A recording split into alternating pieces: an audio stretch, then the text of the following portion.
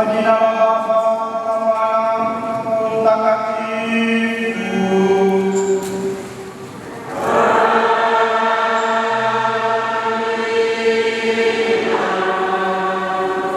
Bwana awe nanyi.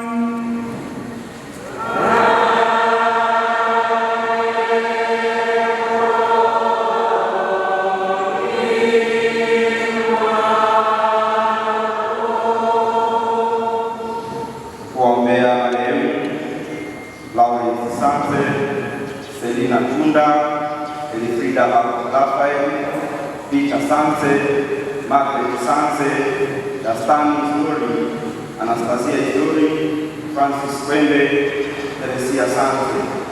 Imeombwa na familia. Wapendwa, karibuni tuungane pamoja katika adhimisho la sadaka ya misa takatifu kumshukuru Mungu kwa zawadi ya daraja takatifu ya upadre ambayo amenijalia mimi pamoja na wenzangu. Hivi niwaalike tusali pamoja kumshukuru Mungu kwa makuu ambayo amenitendea. Tukiri dhambi zetu ili tupate kustahilishwa kuadhimisha mafumbo matakatifu.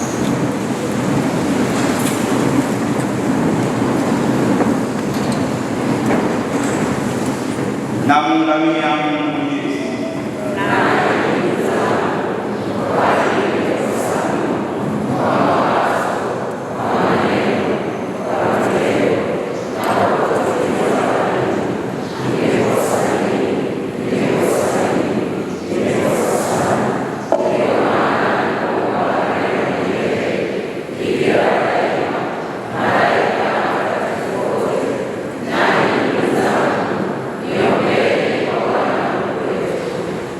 Mungu Mwenyezi atuhurumie, tusamehe dhambi zetu, atufikishe kwenye uzima wa milele.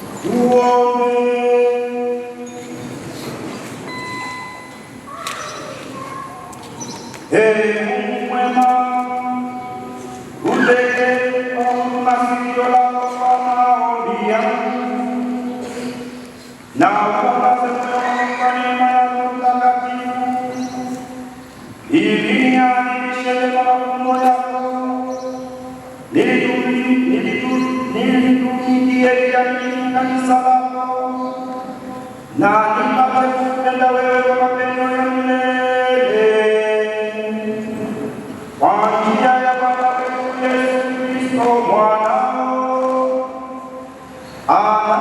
anayeishi na kutawala nawe katika umoja wa Roho Mtakatifu Mungu milele na milele.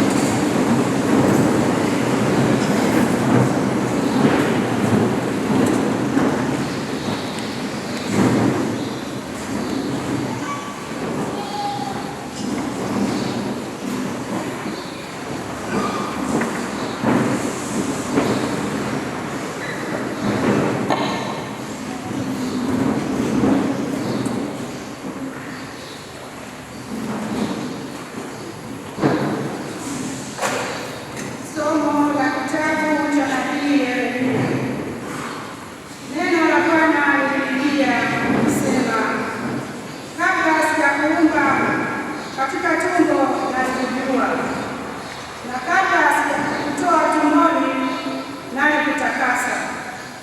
Nimekuweka kuwa nabii wa mataifa. Ndipo niliposema,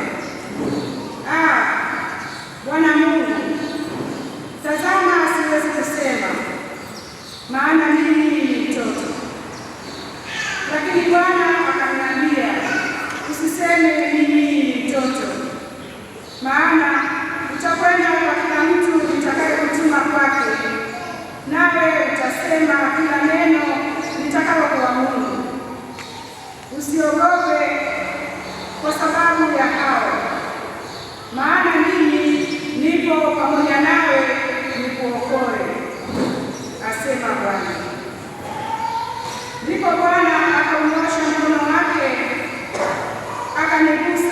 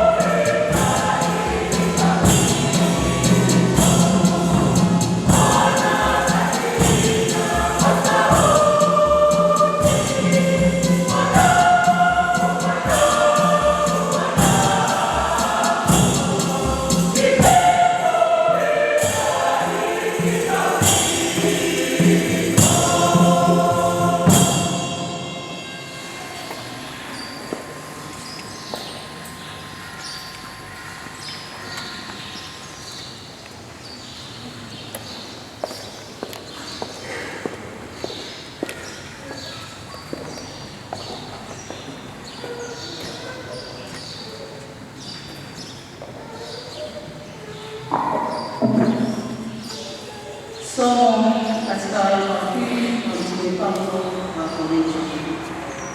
Kwa kuwa tuna umahiri kwa jinsi tulivyopata rehema waturejee, lakini tumekataa mambo ya aibu yaliyokutimika, wala hatuelewi kwa kina, wala kuchanganya neno la Mungu na uongo, bali kwa kudhihirisha iliyo kweli twajionyesha kuwa na haki, dhamiri za watu zikishuhudia mbele za Mungu.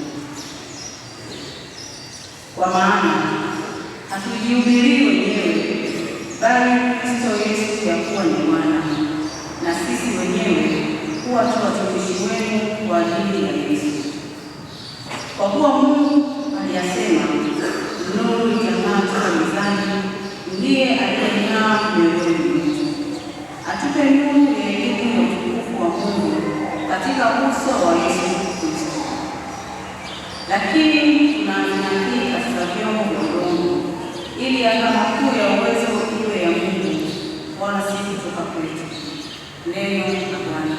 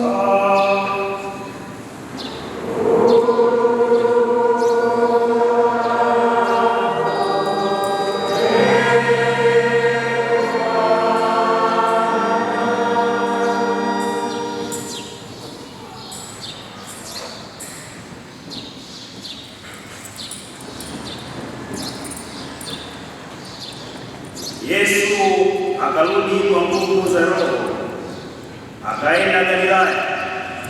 Habari zake zikaenea katika nchi zote za kando kando, naye alikuwa akifundisha katika masinagogi yao, akitukuzwa na watu wote. akaenda Nazareti hapo alipolelewa, na siku ya Sabato akaingia katika sinagogi kama ilivyokuwa desturi yake, akasimama ili asome. Akapewa chuo cha nabii Isaya, akakifungua chuo, akatafuta mahali palipoandikwa, Roho wa Bwana yu juu yangu, kwa maana amenitia mafuta kuwahubiri masikini habari njema.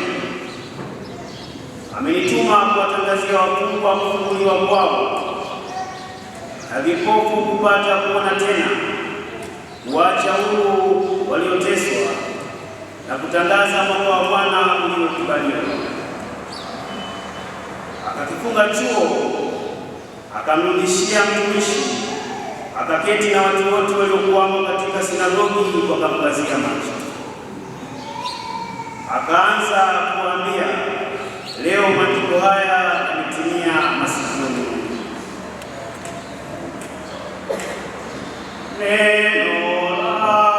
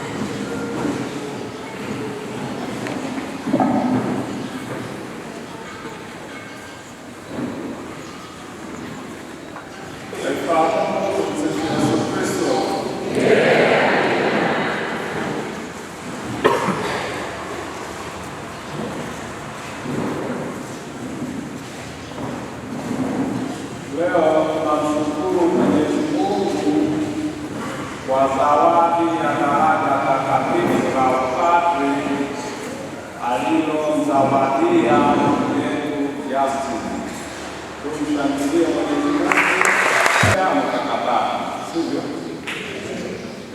Mkakataa, sivyo? Na mkewa unaweza kupokea na ukasema hapana.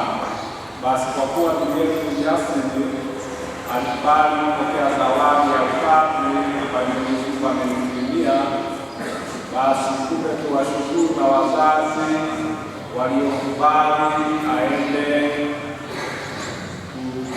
kusomea na wakamsindikiza katika maisha ya sala na hatimaye akawa padre. Tuwapongeze na kuwashangilia wazazi.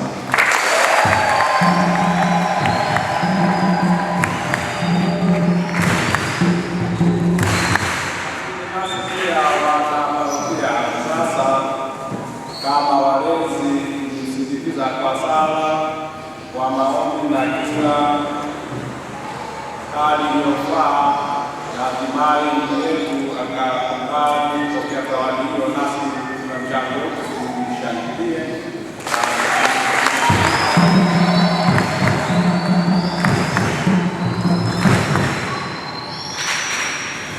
Basi tushukuru pia na walimu waliolea na tunamshukuru pia paroko wetu ambaye alikuwa kwa sala na maelekezo na pale na watu wengine waliolea kwa seminari na mali nyinginezo, na akawa ndio walimu nao kwa kupenda.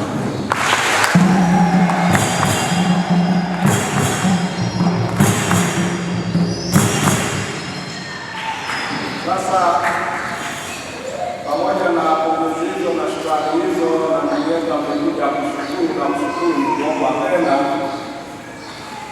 Kwa hiyo endelee kumwombea yeye pamoja na mapadri wenzake wapya na mapadri wote, endelee kuwaombea katika maisha yenu ili watimize wajibu wao wa daraja takatifu la upadri alilopokea Justin kama zawadi pamoja na mapadri wenzake. Kumbe tuendelee kuwaombea kwa kusindikiza kwa sala. Mara nyingi kazi ya padri au kabla kwanza kazi, manake tumesikia somo la kitabu cha nabii Yeremia kwamba Mungu anaita, Mungu anataka kufunza, Mungu anatuma, kwamba anamuita akamtakatifuza na akamtuma Yeremia kwenda kuwa nabii kwa mataifa, aende kwa wakubwa, kwa wadogo, bila uoga. Na kazi ya nabii, kazi yake kwanza kufundisha, afundishe. Na kazi nyingine kama nabii, kama kuhani kwa sakramenti ya ubatizo, sote tuliobatizwa tulitumwa kuhubiri habari njema. Sisi yaani kwa ubatizo sote tunatumwa kuhubiri habari njema, kwa maana tulipobatizwa tumepewa ofisi tatu za Kristo: kwa kuhani, nabii na mfalme. Sote ndivyo tulivyo, sivyo? Na kila mmoja anatumwa. Kwa namna ya pekee wale wanaopokea zawadi ya daraja la upadre pia wanaongezewa majukumu zaidi, kwamba kazi ya kwanza ya padri kuongoza. Aongoze kwenye nini? Aongoze watu namna ya kusali, aongoze watu katika imani, aongoze watu katika matumaini, aongoze watu katika matendo. Lakini katika kuongoza huo lazima aonyeshe mfano wa kuwa mtu wa kusali na kuongoza namna ya kusali. Na ndio maana katika ibada ya misa takatifu padri anaongoza katika sala, sivyo? Kumbe tumwombee ndugu yetu na mapadri wote wabaki katika nafasi yao ya kuongoza. Lakini pia na wale wanaongozwa, wanaoelekezwa na kuongozwa lazima kubali kuongozwa. Yeremia alipoteuliwa hapa kusikia na Mungu anasema mimi mdogo, anaondoka anasema mimi nimekuwa nitakutakasa uwe nabii wa mataifa. Sasa kwa ndugu yetu Jasini hapa ndio anasema huyu wetu tumeona tumshika akiwa mdogo, huyu sasa ni baba akituonya mwenyewe na usikilize kwamba baba ni mdogo. Kwa pale tunapokuja kinyume na mambo ya imani, akituelekeza imani na maadili, ndio maana ndio masaa alikuwa kuonyesha maadili. Lakini pia pamoja na kuongoza, lakini lazima pia afundishe neno la Mungu, afundishe neno la Mungu na awe mfano kwa yale anayofundisha. Kwa hiyo ndugu yangu Jasini, kwa hayo ya kufundisha neno la Mungu vizuri, tena kujiandaa kuweza kuwafundisha watu neno la Mungu kwa kuwahubiria vizuri na wajue. Na katika hilo sasa, katika kufundisha wajifunze juu ya maisha yako. Katika kufundisha nasema mwalimu matendo ni mwalimu mzuri kuliko mwalimu maneno, sivyo?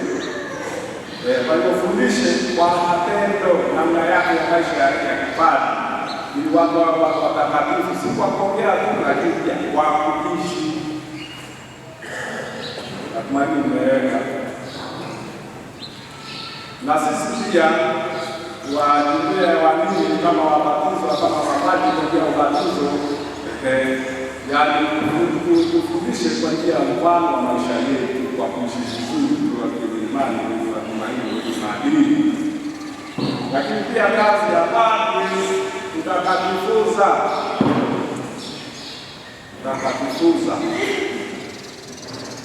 kama ndio tunasikia hapa mtakatifuzwa, alafu tumwa aende na kusikia kingine kwamba Roho wa Bwana juu yangu amenitia mafuta ili kuwahubiria maskini habari. Sasa lazima awatakatifuna adhimishe sakramenti, kuadhimisha sakramenti vizuri kwa utaratibu na sio kwa vionjo vyake. Na sisi pale tunapoelekezwa namna ya kutakatifuzwa, basi na sisi tupokee vizuri na kuishi hayo tunayofundishwa na yale tutakatifuzwa. Na pia tutakatifuzwa katika sakramenti ya kitubio, kwamba watakuja kupata huruma ya Mungu, huruma ya Mungu kwa ajili ya watu wote, kwa namna pekee wale wakosefu wanaojilia huruma ya Mungu katika sakramenti ya kitubio. Basi ndugu yangu, tupatikane katika sakramenti ya kitubio pale wanapokuja watu kuomba kutakatifuzwa, na wewe kazi yako ni kutakatifuzwa watu wa Mungu, upatikane ama uwepo na usichoke. Lakini pia kuwatia watu moyo wale waliokata tamaa. Niweka katika maisha yetu kuna ushawishi ambazo zinamsababisha mtu anakata tamaa, na vizuri wengine anakuja pale kwa ajili ya kupata ushauri na kadhalika. Uwasikilize, uwatie moyo wale waliokata tamaa, wapate tumaini kwa neno lako la faraja, kwamba anapokuja mtu si kwamba anataka natumaini kama kupata mtu mpya, naye anakuja anataka asikie kutoka neno kwako kwamba Mwenyezi Mungu anampenda. Na usikate tamaa, tunakuombea nyanyuka kwa mbawa ya sala. Basi anatoka na neno la faraja kwa maneno yako uliyomtia moyo na kadhalika. Na wale wenye wasiwasi katika maisha pia, si tu wenye wasiwasi, wapo wenye wasiwasi. Kwa mfano, kuna mwingine akiona mjusi shetani, iko mjusi yote ni nyumbani kwetu ni mashetani,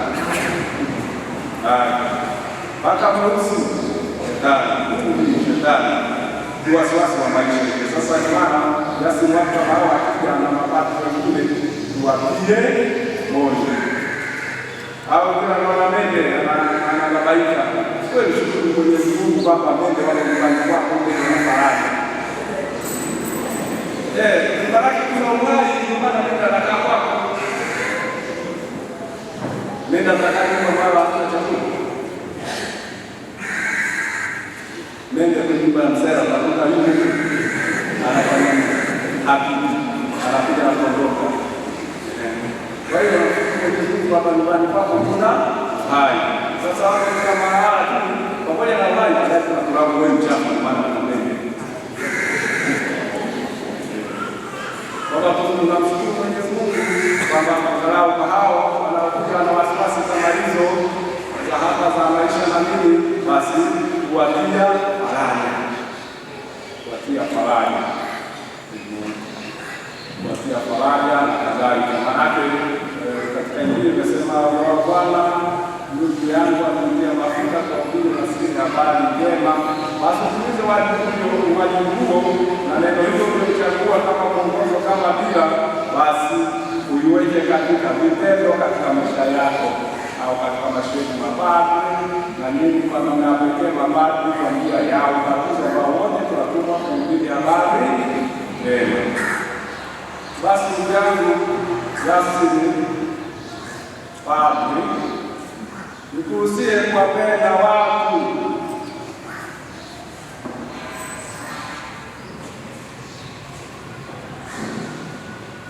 Ndiyo sheria ile pamoja kudumu upendo wangu bila upendo. Mpende Bwana Mungu wako kwa moyo wako wote, nguvu zako zote, na mpende jirani yako kama unavyojipenda wewe mwenyewe. Kwamba hiyo ni amri ambayo tunapewa, amri ya Mungu, pendaneni kama nilivyowapenda ninyi. Kwa hiyo tupendane, tujifunze kuwapenda watu. Sasa tunawapendaje?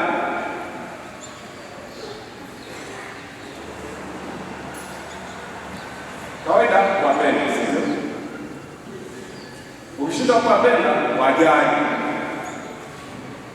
ukishinda kuwajali wakarimu, ukishinda kuwakarimu wape haki yao.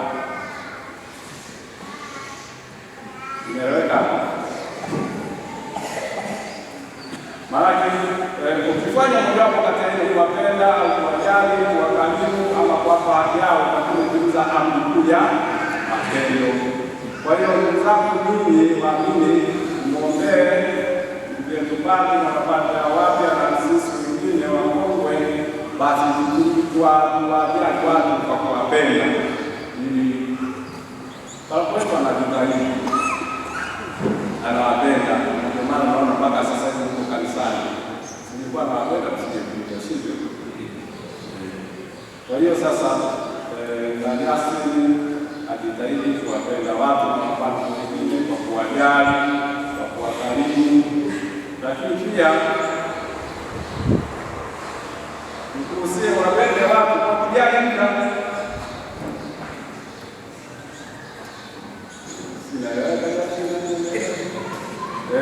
Kubaliana muda kwanza ibada na kadhalika, basi uanze kwa wakati. Maana hapo utakuwa unawapenda zaidi.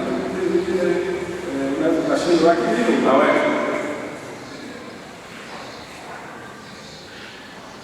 Na mapadri wote. Basi kumbe leo katika siku ya leo tunasema neno mengi, maneno yetu ni ya shukrani na kumshukuru Mwenyezi Mungu kwa zawadi ya Roho Mtakatifu aliyotuzawadia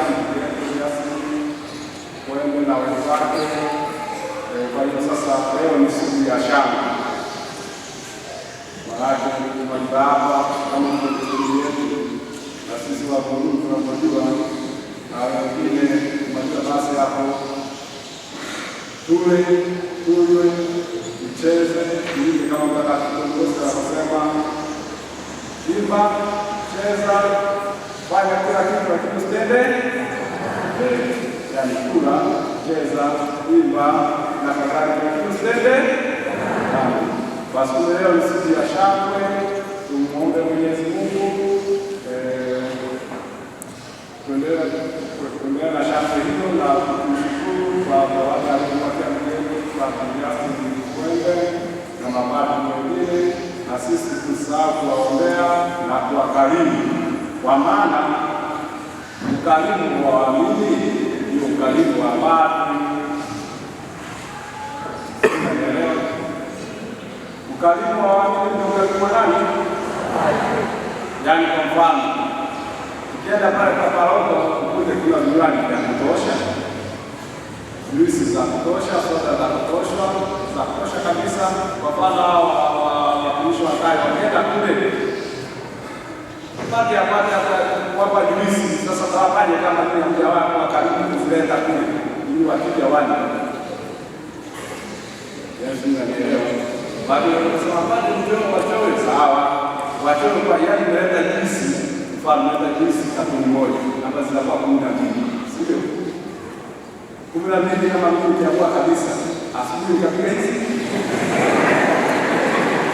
Sasa nitakapiga hizi. Alafu katika saa 11 kapiga hizi.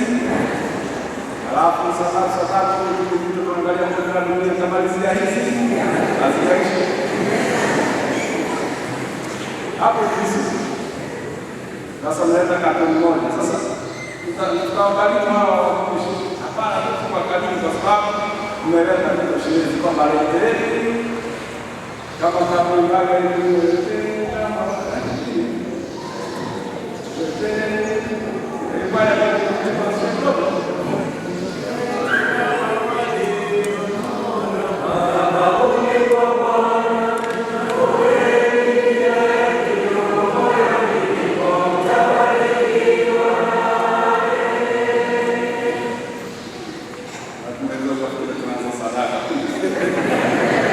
kwa hiyo sasa kweli nenda tunaona wetende kwenye nyumba ya mapadri ili ukarimu wa waamini kwenye ukarimu wa nani?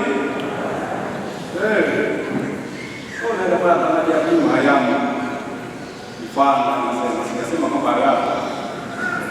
Naenda na ambayo hata hamna. Sasa mpate anafanya mkarimu. Pamoja na hivyo tuwe wakarimu kwa mapadri, na hii wanasasa vizuri hapa ni wakarimu, sivyo? Sio kila siku tuleta hapa mradi tu ya kunywa hata vile mradi mwingine leteni. Lakini hiyo sasa tarehe na ile vitu moja kwa moja kwa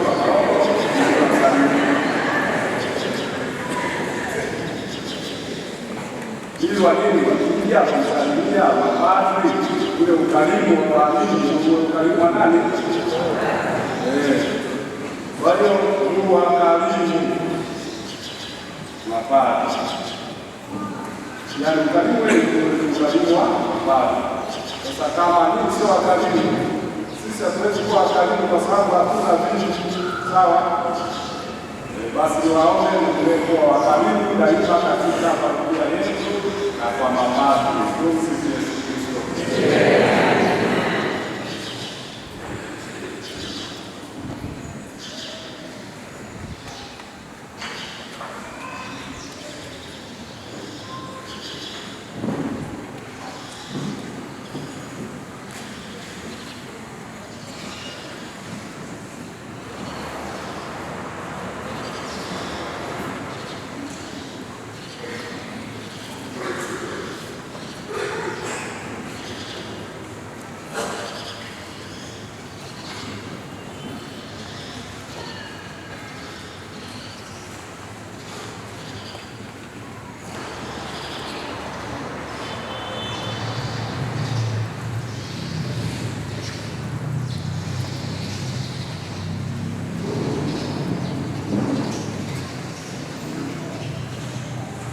Nasadiki kwa Mungu mmoja.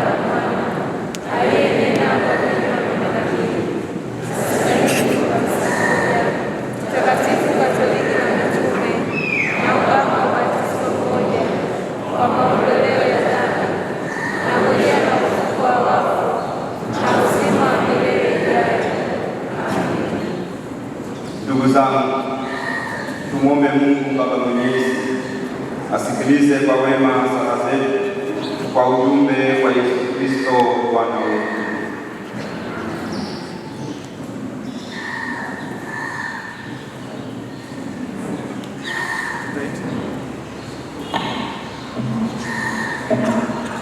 Tutaitikia tunakuomba usikie.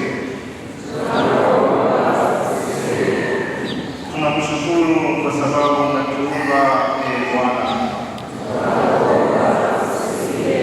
Tunakushukuru kwa zawadi ya uhai uliyotujalia Bwana. Upokee shukrani yetu kwa sababu twaweza kukupenda na kutumikia Bwana. Tunasema asante kwa kutupa mahitaji yetu ya lazima Bwana.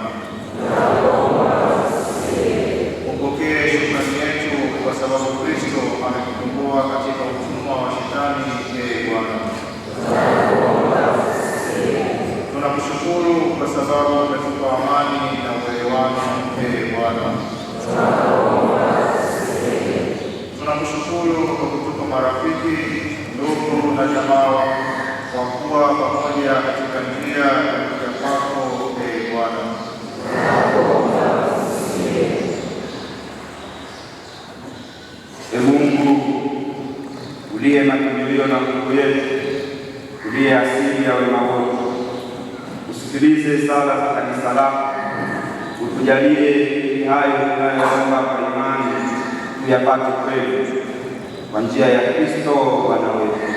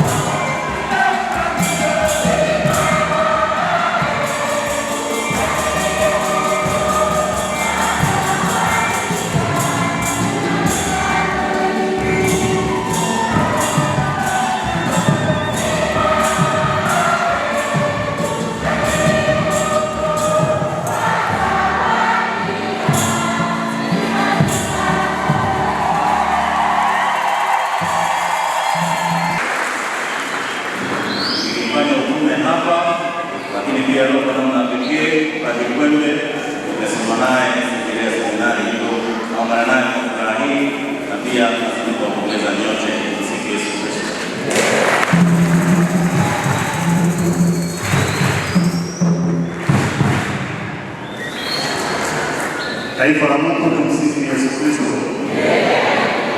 Kwa majina naitwa Padre Noeli Agustino Kuvalia, padre wa jimbo la Dar es Salaam na mwenyeji na mzaliwa wa parokia ya Msero Mtakatifu Paulo Mtume. Padre Justin Kwembe nilisoma naye seminari ya Mtunga Mkongo katika masomo ya filosofia. Kwa pamoja na miaka yote hivyo basi, ongeleni parokia hii kwa uzao padri huyu. Hivyo basi mwombeni na mtume na sisi katika udogo wetu tuweze kwenda vizuri na kumaliza vizuri. Asanteni sana.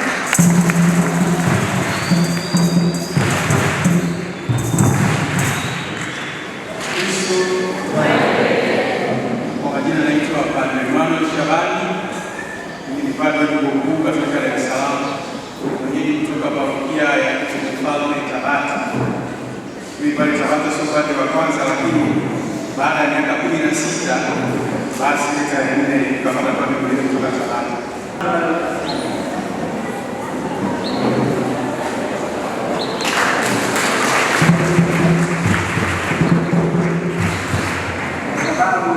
Sababu nasema sisi kama alina ndama ndio zizi limekufa. Kwa sisi zizi letu walau lina hawa ndama.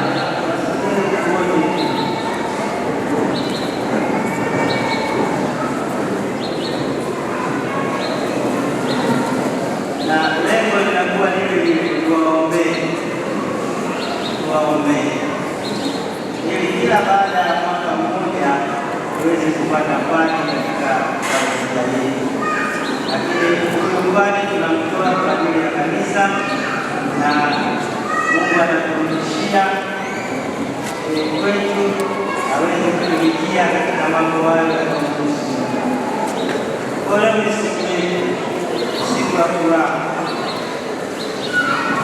Tutakuwa na ratiba awamu ya pili kwenye ukumbini.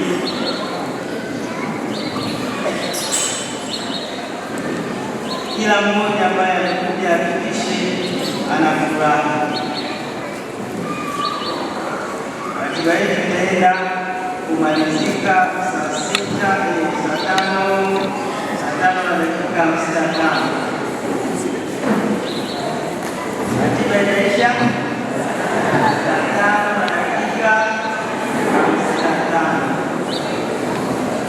Kwa hiyo tutakuwa na burudani, andika barua. Kamati tuliona hapa, kamati wasimame. Kamati nzuri wa kujipanga vizuri, wanahakikisha kila mmoja anapata vile vinavyohusika katika sherehe: vinywaji, chakula,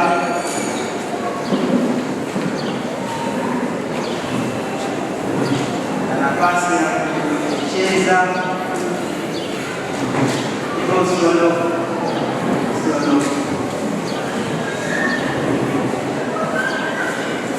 Na mwisho nimalize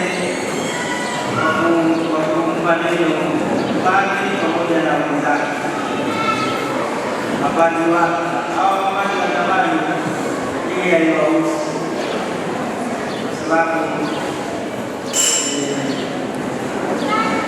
wao tayari wanajua ugumu na utamu wa maisha yao. Naomba nitolee mfano wa wanyama kama Palestina. Sikilize mfano wa wanyama. Kuna mnyama mmoja anaitwa nyani. Bila shaka wengi tunamjua nyani. Wangapi mshawahi nyani?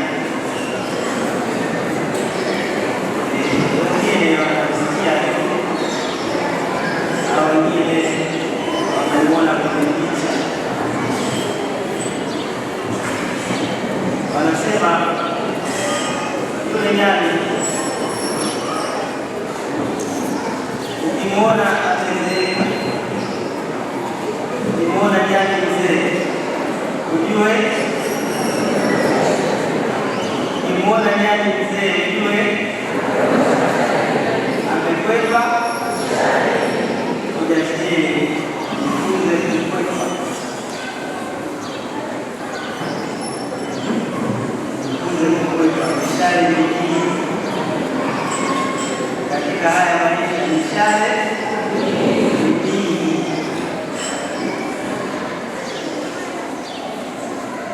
sababu anasema padre, kwa mfano tuchukulie swala la muda. Ukiwahi sana watu wanasema, ukichelewa watu,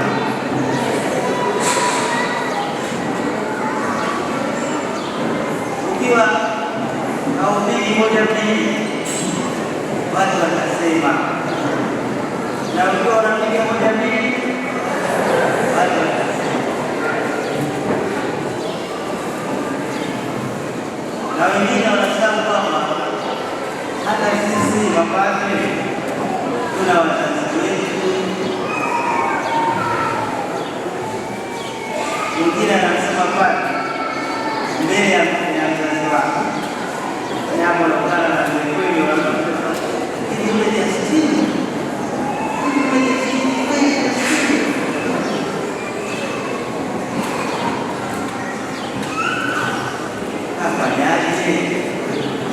Kama wewe unakunda kaka yake, mbona sisi tumeshamgusia wao wenyewe? Baadaye anamalizia anaumiki sisi.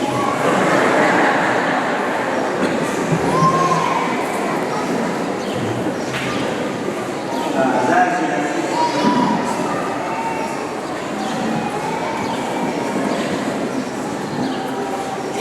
na yaani, kwa mfano wajani, hakikisha au mcheki mwenzako,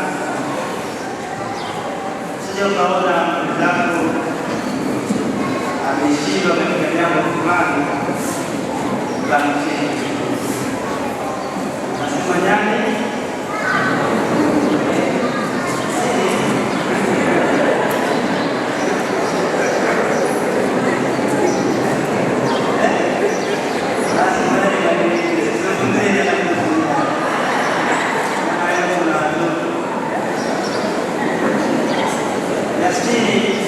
na wenzako jueni kwamba maisha ya upadre sio kitu kutumani.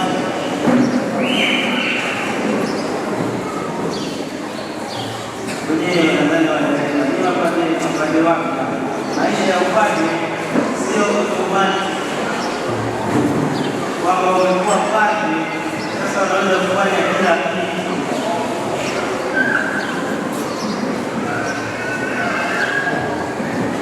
Maisha ya upadre ni mwendelezo wa malezi. Hivyo jasiri, kama una jambo lako usimwambie kila mtu, usimwambie kila mtu.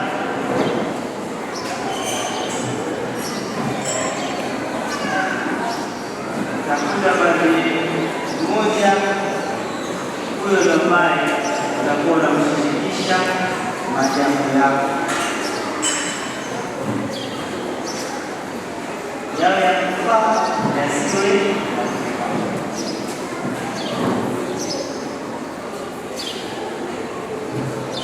Maisha ya upadre sio mtumani. Ndio maana mpaka sasa bado hakujafanyiwa kituo, lakini mpaka sasa kuna vitu ambavyo bado wanaruhusiwa. Kwa mfano muunganisho na mshauri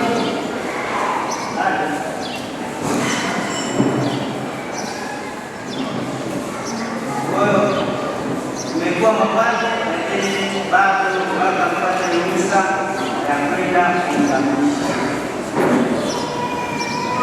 Hiyo iwasaidie itakapoenda kwenye maparokia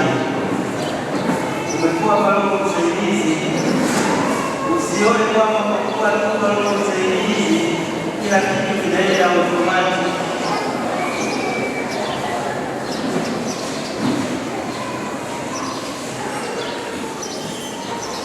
Na hilo utazeeka, na katika uzee wako utamfurahia maisha haya. Vinginevyo maisha haya ni magumu. Maisha haya ni magumu, sio swala la kula na kunywa, inahusika na kufanya kazi.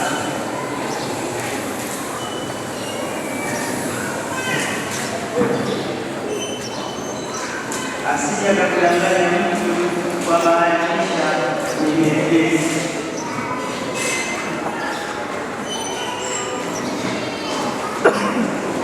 Katika siku 30 za kuwa padri mpya, nyumba padri, angalieni sabuni vizuri ili uweze kujua lini unakuwa padri.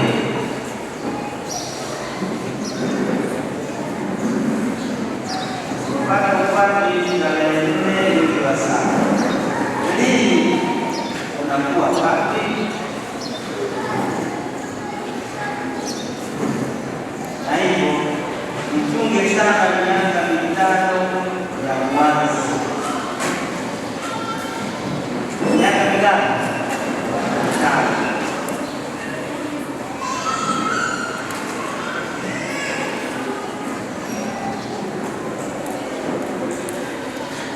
Ili uweze kuona ni siku gani unaanza kuwa padri. Nakuja kusema maisha ya upadri sio automatic. Sio automatic.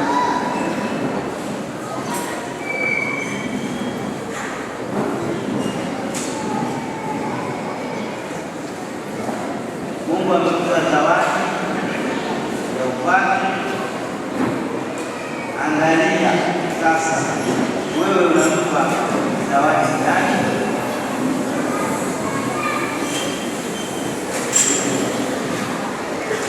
Jambo hili nasema kutoa nini? Kutoa ni moyo.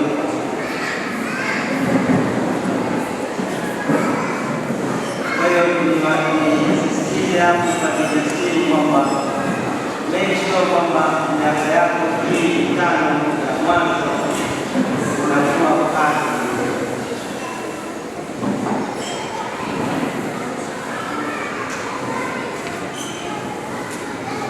Wake sio mtu anajua padri ni nani.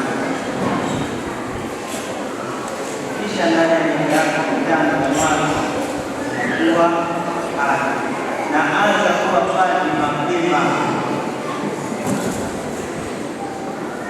Na hizi ndizo tulisa za shukrani nyingi. Watu 18 kwenda hapa, kwenda pale, kwenda pale. Hakikisha unakuwa padri mapema. Yesu Kristo. Tumpongeze tena kwa makofi.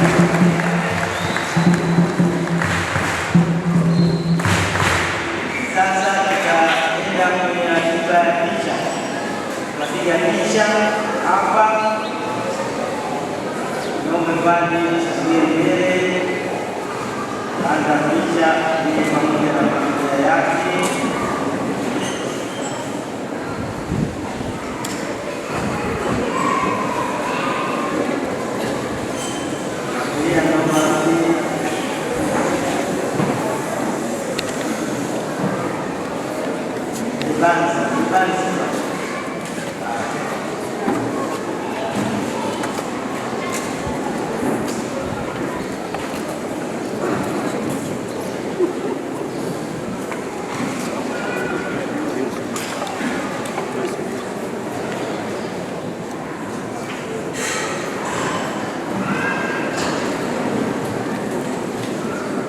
Wapange haraka kuhakikisha wapange vizuri.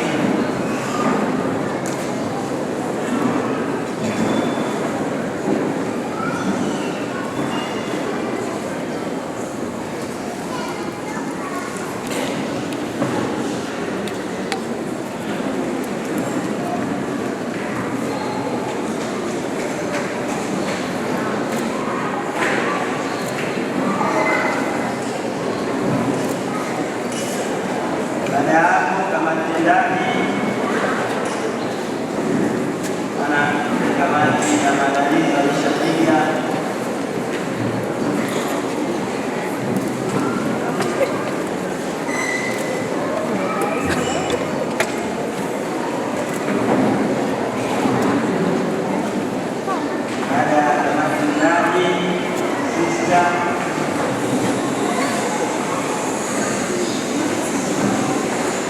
Tuna masista wawili na mmoja yuko mbali,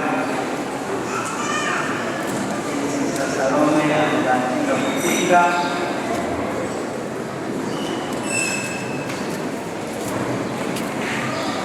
Baada ya sista, waseminari wale wamesikia mje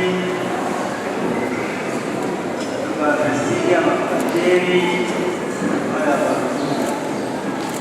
wengine mnatengeneza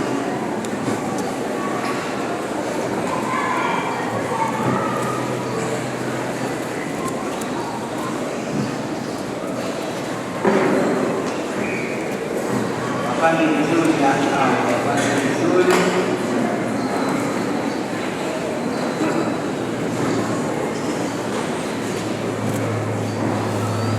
Padre